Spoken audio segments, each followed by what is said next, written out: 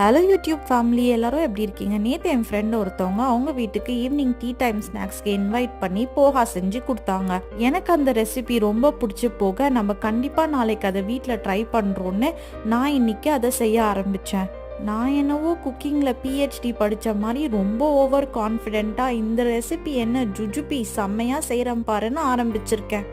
அது உண்மையிலேயே ரொம்ப ஈஸியாக தாங்க இருந்ததுங்க. கடாயில் கொஞ்சம் தாளிசம் போடணும். அதுக்கப்புறம் அதில் வெங்காயத்தை போட்டு நல்லா வதக்குனதுக்கப்புறம் உப்பு மஞ்சத்தூள் போட்டுட்டு அதுக்கப்புறம் போகாவை தூக்கி கொட்டிட்டு அதில் பச்சை பட்டாணியை போட்டு நல்லா வதக்குனதுக்கப்புறம் கொஞ்சோண்டு எலுமிச்சை சாறை ஊற்றி அதை இறக்கி விட்டுறணுங்க. இவ்வளோதாங்க ரெசிபி.